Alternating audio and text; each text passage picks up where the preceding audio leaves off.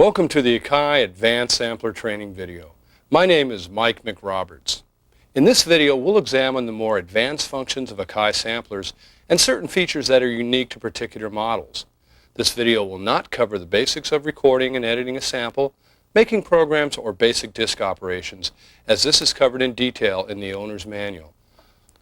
Although this video is intended to assist in the more advanced uses of Akai samplers, there may be times when you don't have a VCR handy. If you get stuck, wondering what a particular function does, simply press the Help button.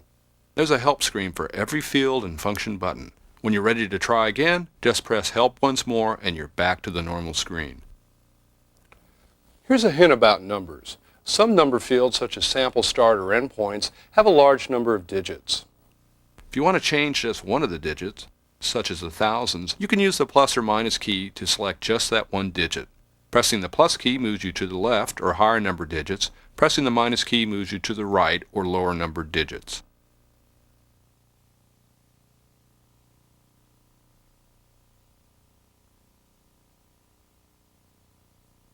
The Join page allows you to splice, crossfade, or mix samples together to create new samples. While in the Edit 1 page, press the F4 Join button to enter the Join page. You'll see A, then B to J at the top of the page, with a field below to select the A and B samples. When splicing or crossfading samples, the A sample always comes first. The J sample is always the result of the splice or mix you create and must have a new name, different from the A and B samples. In this case, we'll use XXX. Move the cursor to the A field and dial in the sample you wish to use first. Now move to the B field and select the sample to use last. The number fields to the right of the A and B fields let you set the section of the sample that you wish to join. It defaults to the whole length of the sample, but you can select just a portion if you wish.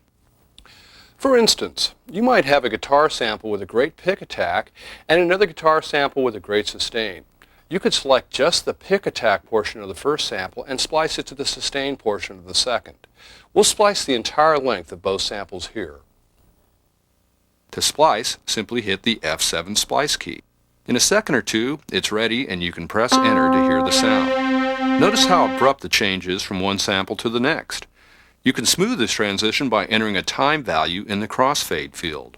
The maximum crossfade is never more than the length of the shortest sample. Press F7 again and you'll be asked if you wish to overwrite the previous sample, which you do. Now listen. A smooth transition from one sample to another is achieved. You can also mix the A and B samples on top of each other to create a new sample. This is a great way of combining different sounds without having to use up extra voices. When mixing two samples, you're combining their respective levels together. The setup is the same as splicing, only this time you press the F8 Mix button and the samples are stacked on each other. If the A and B samples are both at full volume, there's a chance that the new sample may be clipped. On the right of the screen is a field for changing the level of each sample to avoid clipping. You may need to adjust the level. If clipping does occur during the mix, you'll get a warning at the bottom of the screen. If the levels are lowered by scaling them here, you can always bring them back up in the Edit 3 Scale page. Edit 3 Scaling can also be used to change the level of a spliced sample.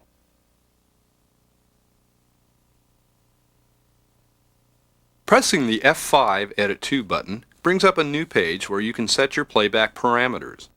The F4 Rate button brings up a page that allows you to change the playback sample rate.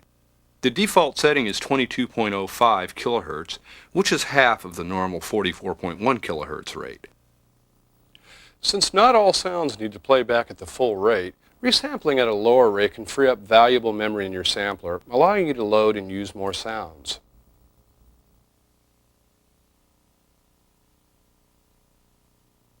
Pressing the F3 Time button brings up the time stretch page. Sample playback time can be expanded or compressed here without affecting pitch. This is a great way to fit a section of music to a particular length. Time stretch works by either removing samples to speed up playback or adding samples to lengthen playback time. Time stretching can be a trial and error process, but your sampler has a number of features to make this process easier. Let's look at the two basic modes used in time stretching. The first is called cyclic. This adds or subtracts a fixed number of samples and is useful for single sustained notes. The number of cycles can be set manually or by using the Auto C, which automatically computes the best setting for you. The second mode is called Intelligent because it adds or subtracts a constantly changing number of samples depending upon the program material. When using the Intelligent mode, there are two associated controls. The first is quality. At low settings, your sampler does fewer computations to select the best places to add or subtract samples, and at high settings it does a lot of computations. Obviously, at high settings it can take much longer to create the time stretch. The other control is width. Width affects how samples that are added or subtracted are crossfaded. Generally, it's best to use a high width value on a low quality setting or a low width value on a high quality setting. Before you perform the time stretch, you must set a start and end point for the region you want to stretch, and you must give it a new name. Renaming prevents you from overriding your original sample. After you have all the settings where you want them, simply press the F7 Go key to perform the stretch, and the display will count down in percentage of time left. When time stretch is complete, you can hear the new sample by pressing the F8 play key.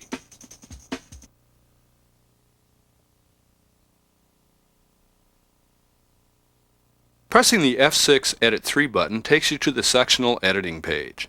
Sectional Editing allows you to remove or extract part of a sample, creating a brand new sample. Cursor to the start and end fields to select the region you wish to edit, marking a start and end point in these number fields. Now press the F8 Execute button. 3 choices will appear on screen. Pressing Chop will remove the section between the start and end points you marked and close the gap created. Pressing Cut will remove the section between the start and end points, but leaves the gap created. Especially handy for removing breaths from a vocal while leaving the natural pause. Finally, pressing Extract will create a new sample from the section between the chosen start and end points. Level change functions can be accessed by pressing the F3 Scale button.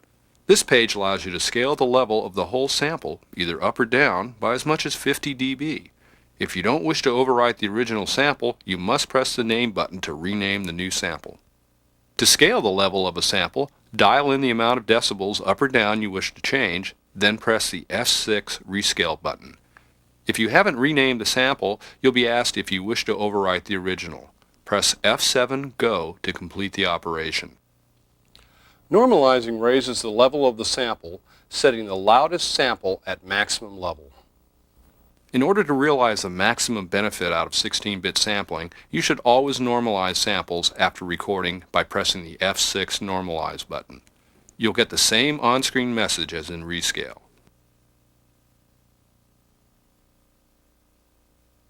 The start and end points of samples can be faded by pressing the F4 Fade button. Entering an amount in the start and end fields will select where the sample will fade up from and fade down to. Once again, you can create a new sample, which I recommend in this case, or overwrite the existing sample. Also, remember that the envelope control in the Edit Program mode can be used to fade a sample up or down without changing the original sample.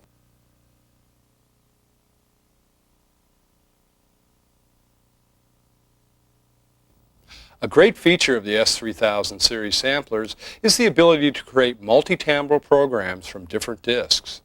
A multi-timbral program simply consists of different sounds playing back on different MIDI channels. For instance, you could have a simultaneous program of drums, bass, piano, guitar, and brass, all playing on different channels, each with a different stereo mix or through different outputs. And each of these sounds can come from different discs in your collection. Assembling this scenario is easy. First, load these sounds from disk by selecting the Cursor Programs and Samples selection in the disk mode. This allows you to load in specific programs with their associated samples. For our purposes, we'll load in a drum kit, bass, and piano. Now move the cursor to the program you want and press Enter. From here, insert the second and third disc and do likewise. Now we have the programs we want. Since we want these to play back separately over different MIDI channels, press Select Program to go back to the main mode. Now press the F4 MIDI button to display these programs, their MIDI channels, and other related parameters. To change the MIDI channel, simply cursor over to that field and use the knob or keypad to change it. Now cursor down to the other programs and do the same thing. If you want, you can also change other MIDI parameters here, an option which is explained in detail in the operations manual. Now press the F3 Mix button to take you to the Mix page. Here you can adjust the overall program loudness setting, stereo mix level, and send level. Remember, the loudness setting is affected by velocity and modulation. If it is set to 99, velocity or modulation sources will have no effect on it. The ST, or stereo level, determines how loud the program will play through the stereo outputs, so use this control to create a stereo mix. The next column allows you to set the stereo pan position for that program. If you need to send a program through an individual output to have its own mixer channel for EQ or effects, cursor to the send field and select the output you want. You can also send to effects using this control. Make sure that the send level field has a value in it or no sound will pass. You can also inhibit any stereo output when using the individual outputs by making sure the stereo level is set at 0. After making your settings in the MIDI and mix pages, save them to disk by using the Save All Programs Only feature. Any changes in the program you've made will also be saved.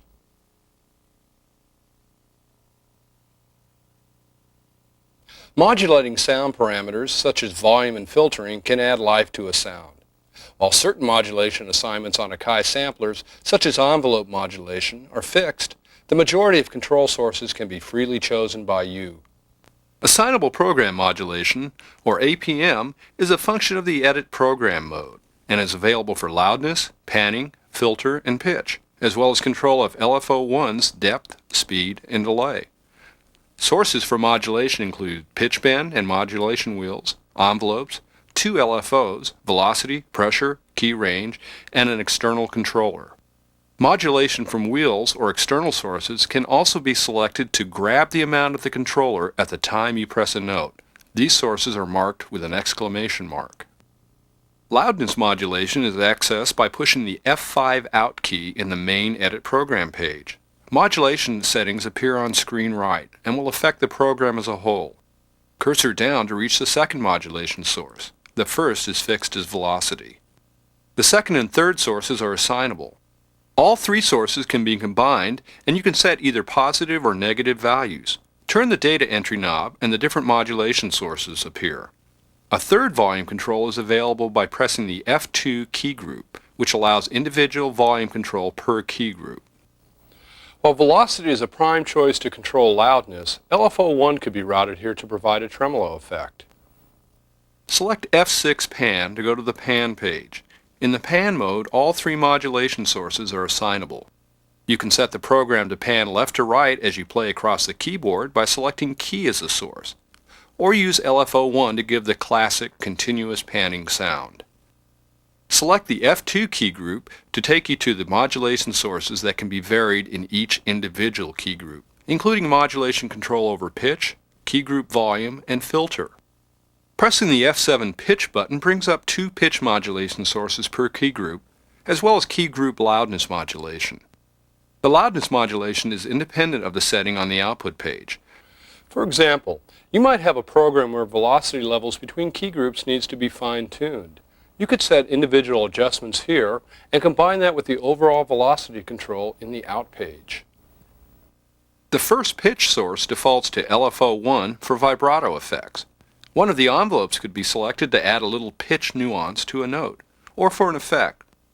As always, feel free to experiment.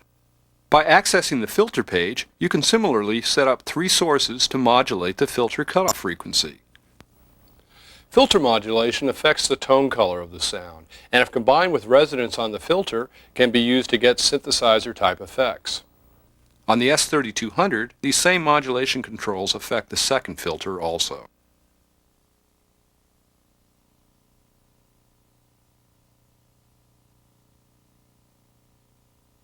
The CD3000 is designed for sample playback only. It has no inputs for sampling your own sounds unless you add the optional sampling kit CD3000. However, since it can play standard audio CDs without the kit, it can also digitally sample these. The CD3000 provides the same sample editing parameters of the other S-Series samplers. To sample from a CD, press the Edit Sample button, followed by the F2 Record 1 button. Now press the Name button, enter a name for the new sample, and press the Enter button. Cursor down and enter a time for the sample you wish to record. Now press the F3 Record 2 button. The center of the screen shows an audio CD transport control complete with track and index selection. Select the track and index of the CD. Now play the track and adjust the threshold level, the meter on screen left. If you wish to record immediately from that point, press the F3 play button followed by the F8 arm button and hold it until the sample appears. You now have a sample that you can edit, just like one recorded through standard analog inputs. The CD3000 provides full editing control of samples and allows storage of these new versions on either floppy disk or an external hard disk. Storing edited samples can take a lot of disk space, so the CD3000 saves just the sample parameters, not the actual sample, including start and end points, loop points, tuning, etc. If you make a new sample from one on the CD-ROM by using the crossfade loop, time stretch, level scaling, or resampling functions, then the entire sample must be saved. When you try saving a sample after making these changes, you'll be prompted with a question: CD-ROM sample parameters only? If you press yes, only the data representing the non-destructive changes to the sample will be stored. This is a very small amount of data, and many changes can be saved to one floppy disk. If you press no, the entire sample will be stored. CD-ROM programs can be edited also and saved to floppy or hard disk. Since programs take up very little space, there is no option to save just the edited parameters. With CD3000 disks, you have the option of creating custom setups. A setup will load marked programs with their samples across all partitions of the CD-ROM. It does not load from multiple CD-ROMs. To create a setup, go to the Select Program page and press the F1 Setup button. The top field allows you to name your setup. The next field allows you to designate a MIDI program change number to use to load the setup. This can also be set to off if you wish to manually load the setup. The third field allows you to automatically clear the memory when loading a setup. To create the setup, press the F2 Setup button. This shows you the current volume on the CD-ROM. You can scroll through the volumes until you find the first one you want, then cursor down to the program you want. In this case, we'll make a custom setup with bass, guitar, and piano. We'll get the bass and guitar from partition A and the piano from partition B. Press the F2 Mark key to mark that program for your setup. An asterisk will appear to show that it is selected. Next, scroll through the volume until you find the guitar program, then mark it. The piano is on a different partition, so select partition B, find the piano, and mark it. With the three programs marked, press the F5 Save button, and the custom setup will be saved to floppy disk. Now, if you've made changes to the samples and programs in these marked files and saved these changes to the same disk, when we load this custom setup, it will load the data from the CD-ROM and all the changes you made. In this example, I previously saved different MIDI channels with the programs, so if we look at these on the MIDI page, the changes are there.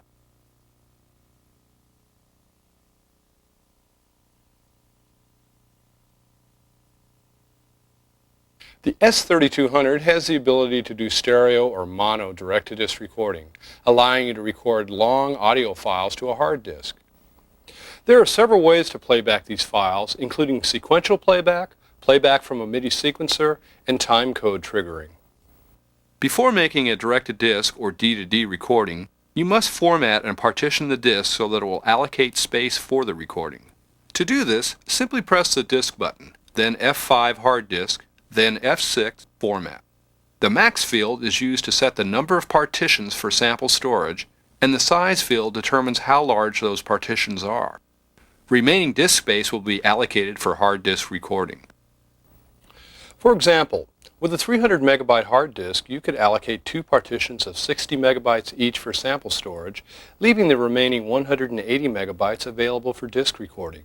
Please note that in any case, there must be at least one 1 megabyte partition per sample storage. Complete the process by pressing either the Format or Arrange key. To get to the main disk recording page, press the Utility button, followed by the F4 DD button. This page provides basic information about takes and available recording time. In S3200 terminology, a take is an audio recording, either stereo or mono. You can also play takes from this page by pressing the Enter button, and you can rename or copy takes by using the Name button. To record a take, First, press the F5D Record button to display the Record Setup page. Here you can choose either stereo or mono recording with either an analog or digital source, and you can choose which digital input to use. You can also set the length of your recording. If you don't know the length, just set a long amount. You can always edit it down later. The Start field has several options to start the recording. Input level will start the recording when a preset audio threshold is exceeded. This threshold is set in the Take window. Foot switch will start the recording when you press a foot switch. MIDI note will start the recording when you send it a MIDI note.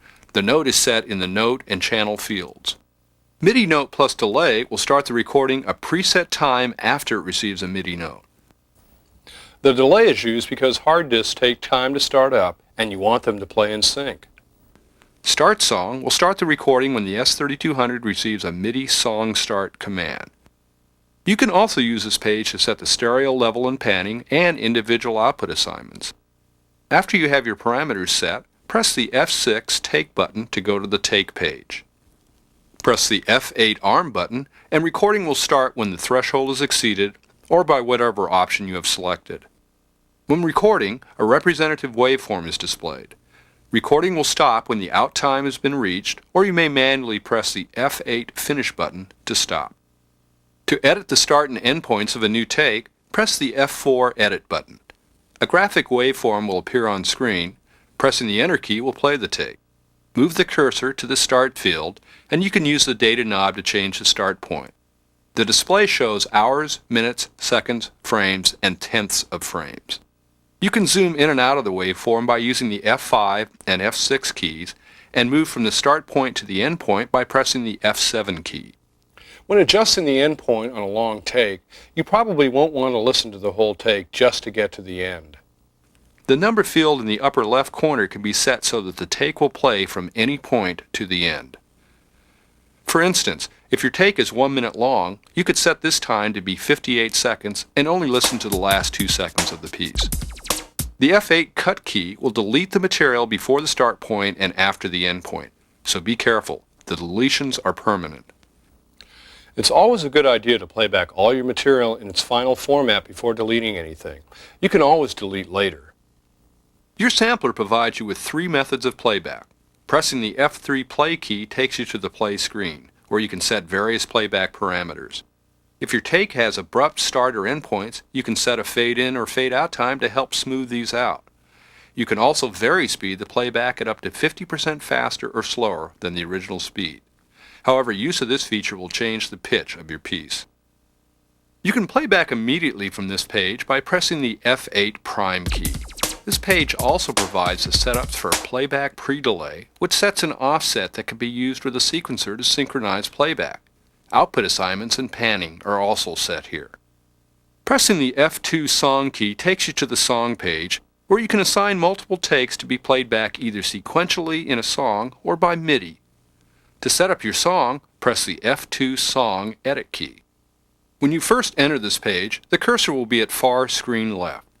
You can quickly add dummy takes to the song by pressing the F7 Insert key once for each take you need. Now move the cursor to the Take field. Use the data knob to dial in the take you want, then cursor down and do the same for the other takes in the song. If you want the takes to play sequentially in a song, the field at screen right will allow you to repeat the takes a number of times. For example, we'll set the first take to repeat twice, the second once, the third twice, and the fourth once. Fade in and fade out values are also set here.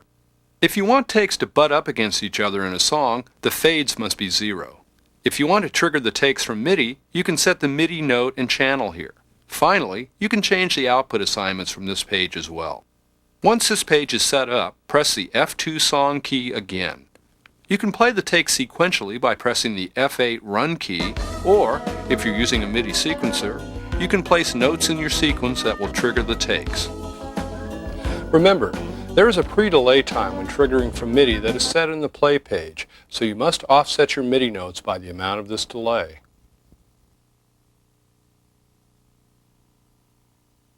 The third way to play back a take is with SMPTE timecode. SMPTE timecode is a form of synchronization originally developed for video applications. It provides a unique timing address for each hour, minute, second, and frame. Frame represents a video frame and lasts 1/30th of a second. SMPTE capability is built into the S3200 and is available in the S3000 with the IB303T SMPTE interface installed. You can use SMPTE to play back samples from a program as well as direct-to-disc takes. The main purpose of SMPTE is to create a list of cues which play at predetermined times, which is particularly useful when sound effects must play back in sync with video. You can also generate SMPTE timecode using your sampler as a source to synchronize playback with the MIDI sequencer.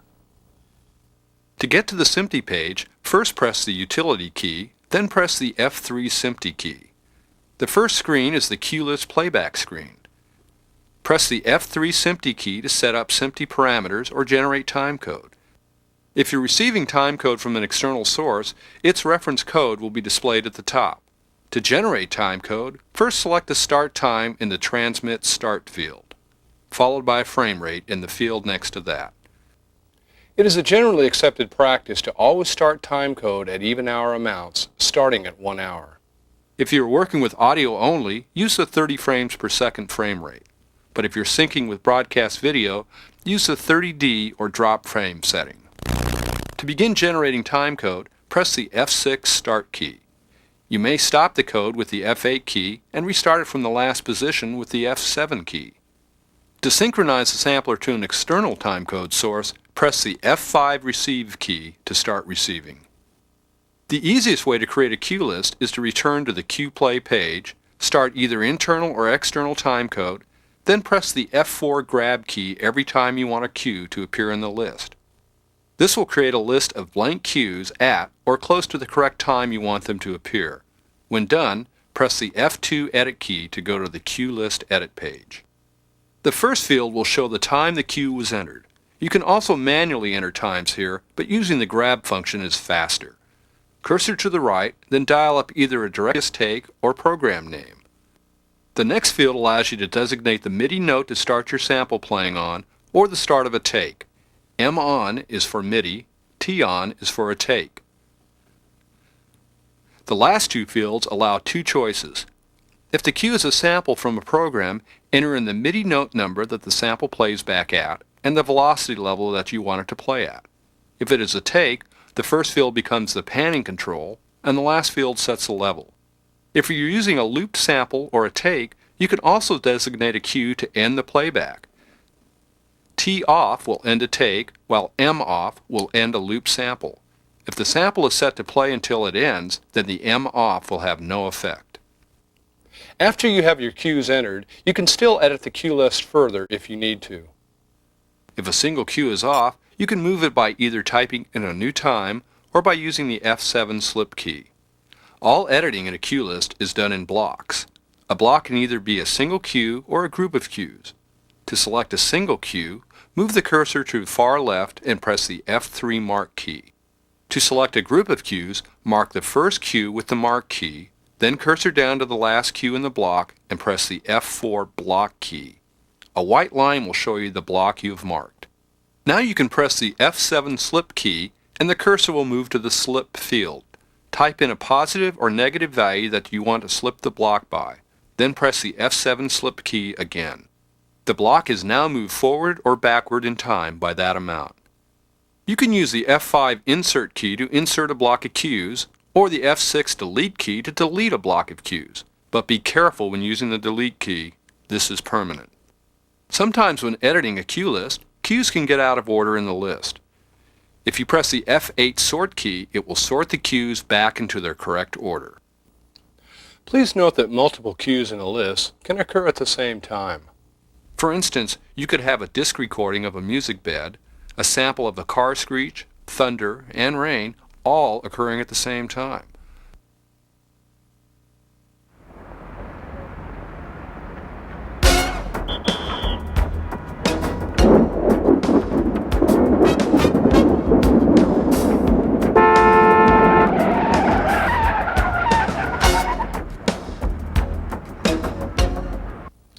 This can happen when you use the cue list because you have access to both sampler voices and stereo disc recording simultaneously. This option makes Akai samplers a very powerful post-production tool. Thank you very much for using Akai samplers and for taking this time to learn more about them. We hope this video helps you as you explore and use the advanced functions of these fine machines. Remember, if you experience a problem with a particular operation, please consult the appropriate section of the owner's manual for more details, or simply press the Help key and enjoy the exciting world of digital sampling.